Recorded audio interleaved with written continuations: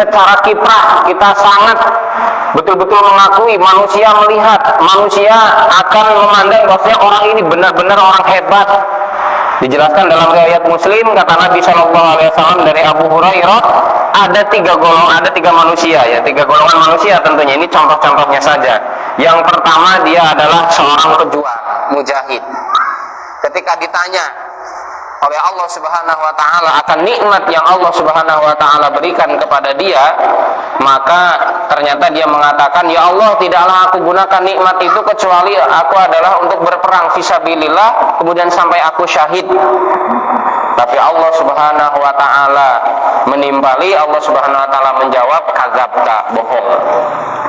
Kamu telah bohong, karena berperangnya kamu, keikutsertaan kamu di dalam peperangan ketika itu hanya ingin disebut apa? Perwira, atau ingin disebut sebagai pendekar, atau ingin disebut sebagai pahlawan.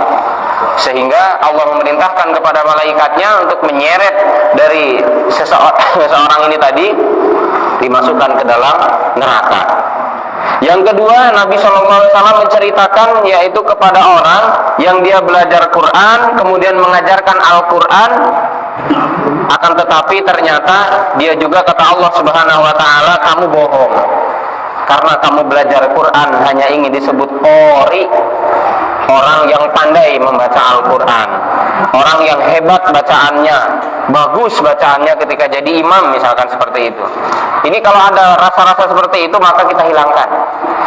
Walaupun misalkan mungkin suara kita bagus, misalkan, ya sudah, itu semuanya urusannya dengan Allah Subhanahu wa taala. Penilaian manusia itu bonus. Meskipun ya memang ada penilaian manusia, tidak mungkin kita akan merasakan ketentraman, ketenangan ketika ada yang bacaannya bagus, fasih ya, dengan huruf-huruf yang fushah ya, kemudian kok tidak merasa ketentraman. Nah, itu kan bermasalah malah di dalam diri kita. Itu bonus lah intinya. Akan tetapi khususnya adalah diri kita dengan Allah Subhanahu wa taala. Karena ini ngeri sekali. Tergelincir sedikit dalam hal niat, ternyata kata Allah, kamu bohong karena kamu ingin disebut sebagai orang ahli Quran, sebagai qori. Maka kemudian karena Allah tahu isi hati manusia tadi, Allah masukkan ke dalam neraka. La haula wala quwata illa billah. Yang ketiga adalah orang yang dermawan, diberikan harta, kemudian dia juga infak sana sini. Akan tetapi kata Allah Subhanahu wa taala, ya kadzabta juga, kamu bohong. Karena apa?